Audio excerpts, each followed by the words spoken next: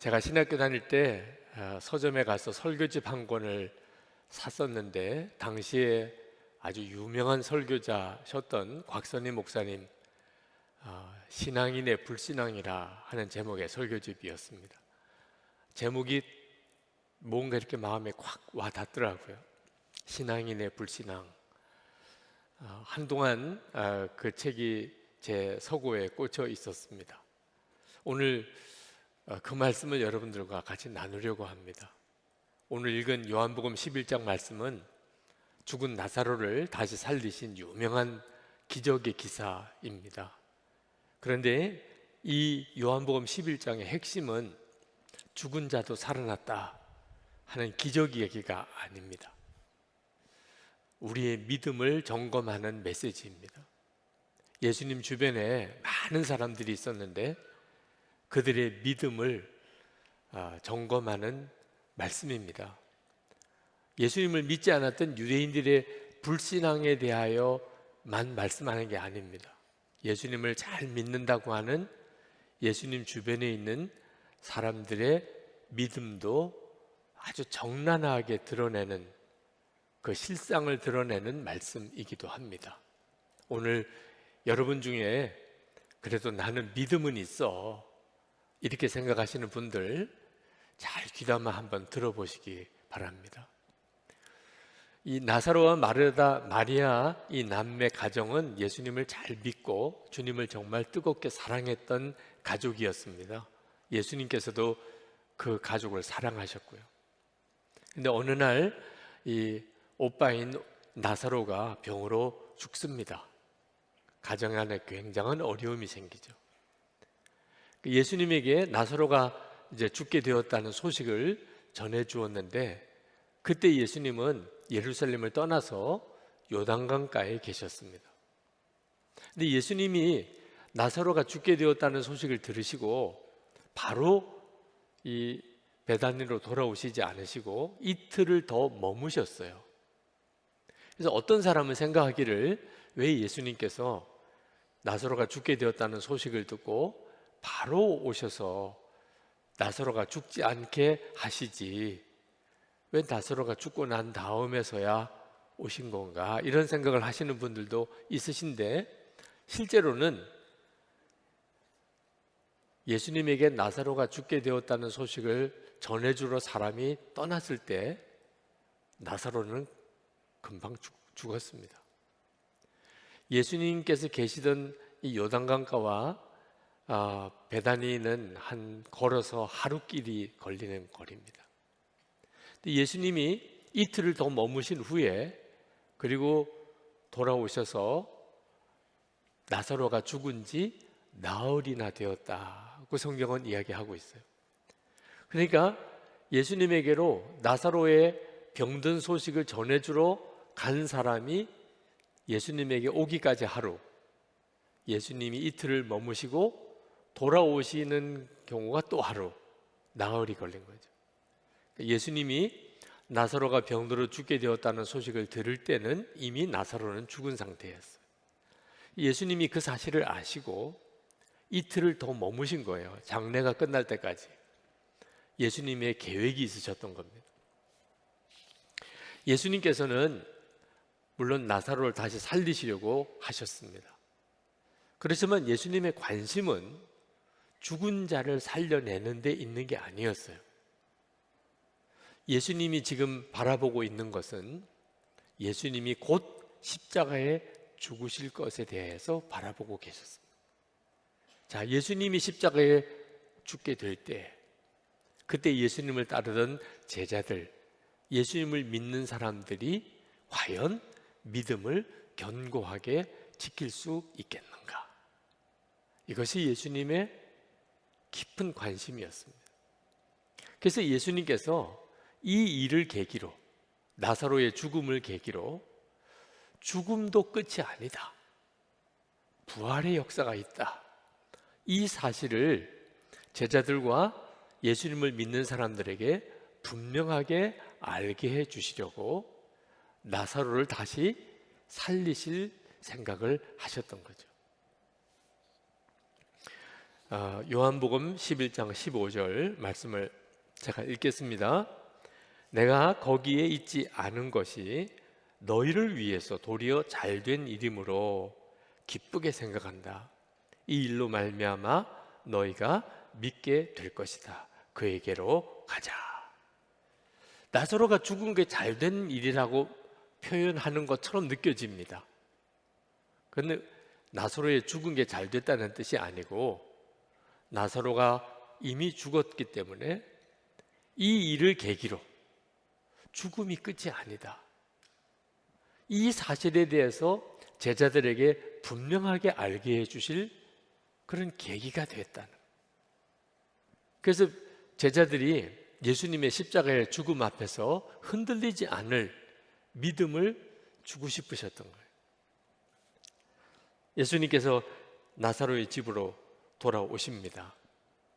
자, 그때 이 믿음이 좋다는 마르다, 마리아의 반응을 여러분이 한번 주목해 보셔야 됩니다. 마르다가 예수님을 뵙고 이렇게 말을 합니다. 21절에 주님이 여기 계셨더라면 내 오라버니가 죽지 아니하였을 것입니다. 예수님에 대한 믿음을 이야기하는 거죠. 예수님이 계시면 우리 오빠가 죽지 않았을 겁니다. 그런데 이 말은 또 어떤 뜻이냐면 죽음은 예수님도 끝이잖아요. 그런 뜻이기도 합니다. 예수님은 죽기 전에 환자를 고치실 수는 있지만 죽고 난 다음에 사람은 어떻게 할 수 없는 분이다. 그런 말이기도 하잖아요. 한편으로는 믿음이 있는 것 같은데 또 한편으로는 전혀 믿음 없는 말을 하고 있는 거예요. 그래서 예수님께서 마르다에게 내 오라버니가 다시 살아날 것이다. 이렇게 이야기를 하셨어요. 자, 그렇다면 마르다가 그렇습니까? 그러면 우리 오빠 좀 살려주세요. 그래야 이게 논리적으로 맞잖아요. 그렇죠? 내 오빠가 살아날 것이라 그랬으니까. 근데 마르다가 뭐라고 대답하냐면 마지막 날 부활 때에 그가 다시 살아나리라는 것은 내가 압니다. 분명히 믿음은 믿음이에요. 마지막 날에 모든 성도가 다 부활할 것이라는 것을 믿고 있는 거죠. 그렇지만 또 믿음이 아닌 것이 마르다는 여전히 슬픔 속에 사로잡혀 있는 거예요. 한편으로는 믿는 것 같은데 또 다른 편으로는 전혀 믿지 않는 것과 같은 상태이죠.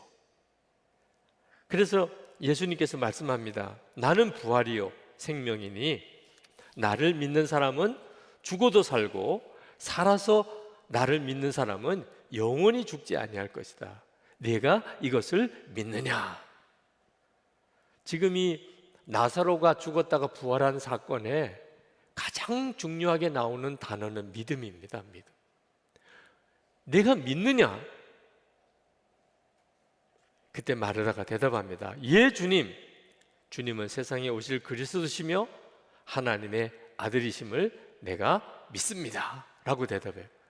흠잡을 데 없는 신앙 고백이죠. 근데 문제는 그게 진정한 믿음이 아니었다는 거예요. 앞으로 좋을 날이 올 겁니다. 네, 맞아요. 주님 부활하시는 날 우리 오빠도 살겠지요. 근데 지금은 아니에요. 지금은 여전히 슬픔이고 낙심이고 절망인 거죠.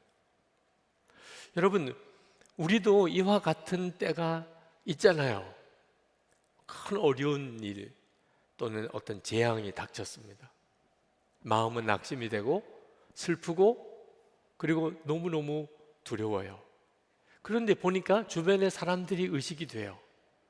내가 이렇게 믿음 없이 하면 안 되지. 그래서 사람들에게 말합니다. 예, 괜찮아요.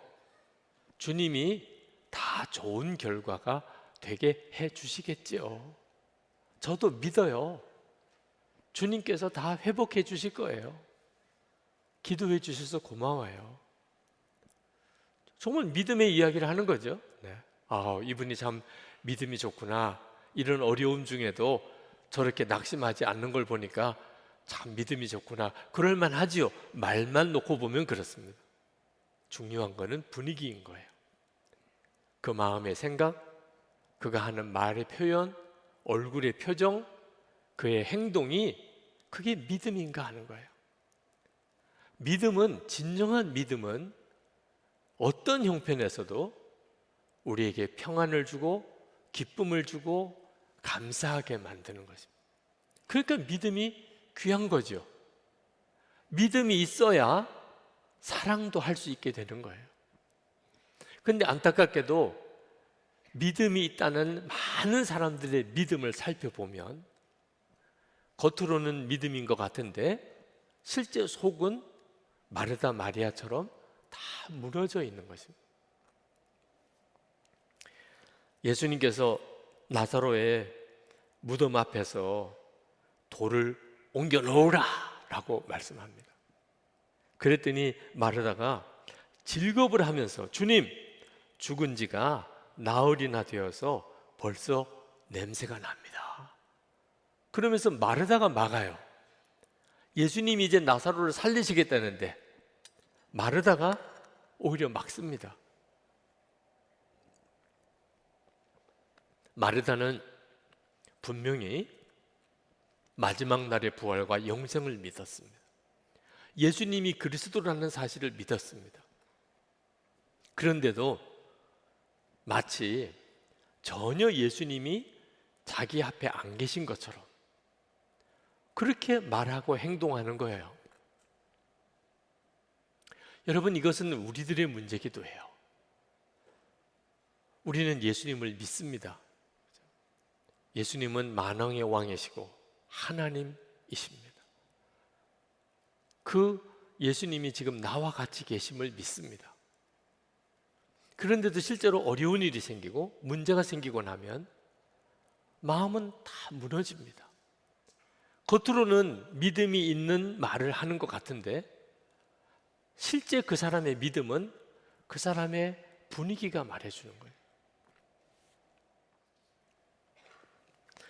예수님께서 나사로의 무덤 앞에서 눈물을 흘리셨습니다.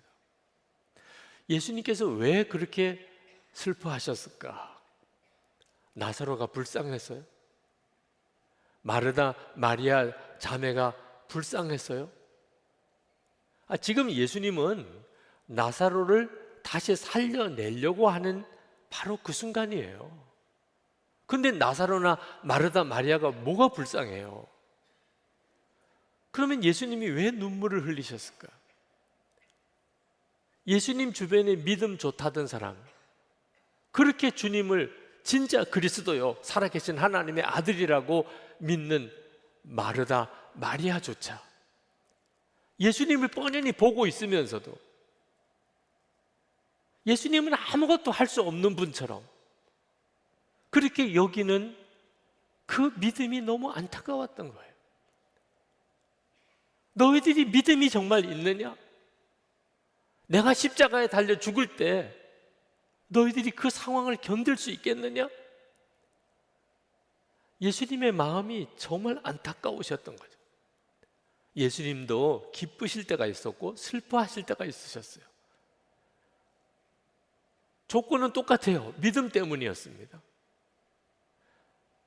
믿지 않는 걸 보면 주님은 너무너무 안타까워하셨어요. 믿는 사람을 보면 주님은 너무너무 기뻐하셨어요. 여러분, 예수님이 기뻐하시면 여러분의 인생은 아무 염려가 없습니다. 예수님이 기뻐만 하시면, 여러분을 보고 예수님이 기뻐하시면, 예수님이 기쁘시게 될 수 있는 조건이 뭐예요? 우리가 믿으면, 우리가 진짜 예수님을 믿으면 나와 함께 계시지, 주님은 세상보다 크신 주님이시지, 그러면 무슨 문제가 되겠습니까? 이런 믿음을 가지면 주님이 기뻐하세요. 그러면 아무리 형편과 처지가 어려운들 하나님의 영광이 나타나게 될 뿐입니다. 여러분, 믿음은 우리 스스로가 크게 하려고 해서 커지는 게 아닙니다. 주님을 계속 바라보고 주님과 동행하며 그렇게 살다 보면 갑자기 내 믿음이 완전히 달라져 버려요. 예수님의 제자들이 처음부터 믿음이 좋은 사람들 아니었습니다. 예수님과 3년 동안 함께 지냈습니다. 그리고 그들이 위대한 사도가 되었어요. 그게 핵심입니다. 이 은혜는 우리가 다 받고 있는 은혜예요. 여러분 모두에게 주님은 함께 계시고 여러분 안에 계십니다. 예수님께서 요한복음 4장에 보면 마음이 꽉 닫힌 사마리아 여인을 만나십니다. 요한복음 5장에서는 베데스다 연못에서 38년 된 병자를 만나십니다. 요한복음 6장에서는 5천 명이 넘는 무리들을 먹여야 했습니다. 요한복음 8장에서는 음행하다가 붙잡혀서 돌에 맞아 죽을 처지에 있는 여인을 만납니다. 요한복음 9장에서는 나면서 눈먼 자를 만나십니다. 그리고 11장에서는 나사로의 죽음을 보십니다. 이런 일을 만날 때 예수님은 어느 순간에도 마음을 졸이시거나 당황해 하시거나 두려워하시지 않으셨어요. 그리고 항상 이 일은 하나님의 영광을 드러내는 계기다, 그렇게 생각하셨어요. 그 예수님이 지금 우리 안에 계시다고요. 제 안에, 여러분 안에 그 예수님이 계시다니까. 죽은 자가 살아나는 것보다 더 큰 기적이 하나님이신 주님이 우리 안에 계신 거예요. 엄청난 기적이 실제로 우리에게 일어나고 있는 거예요. 우리가 그 예수님을 바라보고 살기 시작하면, 그러면 우리 안에 모든 근심과 두려움이 다 떠나게 됩니다. 요한복음 14장 27절에 이렇게 말씀합니다. 평안을 너에게 끼치노니 곧 나의 평안을 너에게 주노라.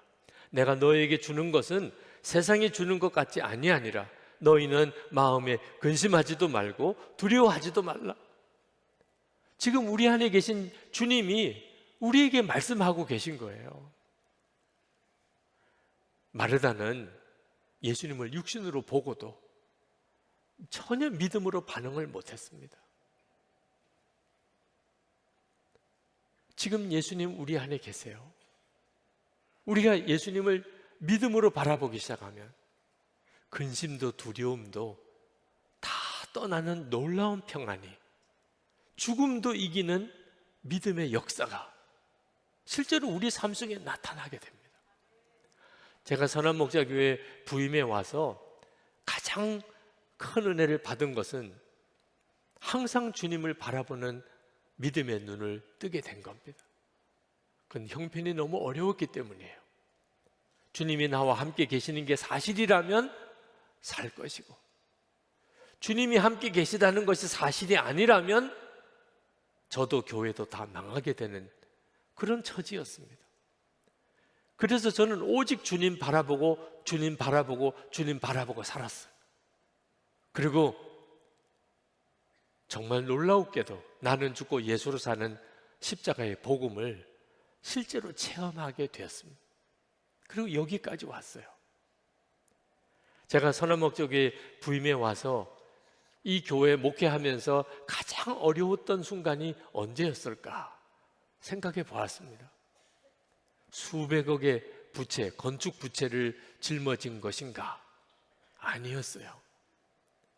진짜 저에게 있어서 어려웠던 순간은 제가 정말 예수님을 진짜 믿지 못하고 우리 교회가 이 건축 부채의 수렁에서 헤어나올 수 있을까?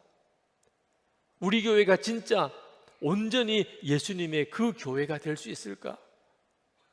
성도들이 정말 믿음으로 주님과 동행하고 주님 안에서 하나 되는 그런 성도들이 될 수 있을까? 믿어지지 않을 때였어요. 이런 일이 과연 일어날 수 있을까? 이게 과연 이루어질 수 있을까? 마음속에 의심했을 때, 그건 주님을 바라보지 못했을 순간이었습니다. 저 자신을 보고 사람 보고 여건과 환경을 보니까 도무지 믿어지지 않았던 거예요. 주님께서 저에게 한번 그 문제를 깨우쳐 주신 적이 있습니다. 하나님께 기도했었어요. 예수님, 저와 함께 계신 증거를 보여주세요. 너무 힘들고 도무지 해결하기 어려운 문제 앞에서 하나님 증거를 좀 보여주세요. 저와 함께 계시는 증거를. 그때 주님께서 저에게 즉각 주신 응답이 증거를 찾지 말고 먼저 믿으라. 그때 깨달았어요. 예수님이 저와 함께 계신 증거는 수도 없이 많다는 거예요. 예수님이 저와 함께 계시지 않는데 제가 지금 어떻게 여기 있을 수 있어요? 예수님이 함께 계시지 않는데 여러분이 어떻게 이 자리에 있을 수 있냐 말입니다. 증거는 수도 없이 많아요. 예수님이 나와 함께 계신 증거는. 그런데도 왜 계속 증거를 찾습니까? 이제는 믿으라. 그래서 주님께 즉시 고백했습니다. 주님이 저와 함께 계신 것을 믿습니다. 주님이 저와 함께 하심을 믿습니다. 참 신비하게도 얼마 안 가서 제 마음이 너무나 편안해지는 거예요. 주님이 함께 계신 것에 대하여 믿음의 고백을 하면서 아무리 큰 문제처럼 여겨졌던 것도 주님 앞에서는 아무것도 아닌 거예요. 그러니까 편안한 거죠. 그렇게 그 문제로 씨름을 해서 그랬었는지 그날 밤에 꿈을 꾸었어요. 제가 설교를 하는 꿈이었습니다.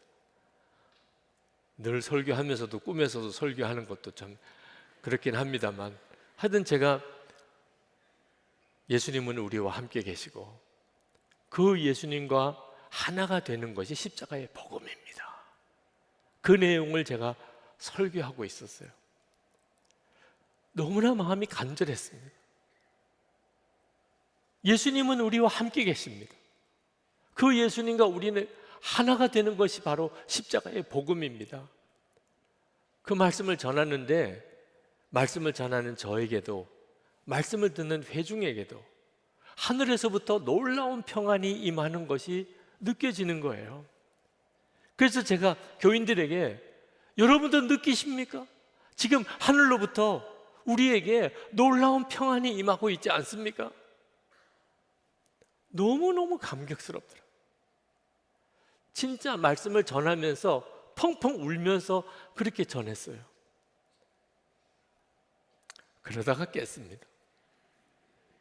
너무너무 꿈 내용 자체가 황홀한 데다가 너무 감격스러웁니다. 이것이 설교자가 얻게 되는 가장 놀라운 복이겠구나, 그런 생각이 들었어요. 근데 다시 잠이 들면 그 꿈 내용을 잃어버릴 것 같았어요. 그래서 옆에 있는 아내를 깨웠습니다. 그리고 지금 방금 꾼 꿈 이야기를 해주었어요. 그리고 아내에게 그걸 좀 메모를 해달라, 내용을. 아침에 일어나서 아내와 그 메모했던 내용을 읽는데 찬송가 가사더라고요. 찬송가 455장 가사예요.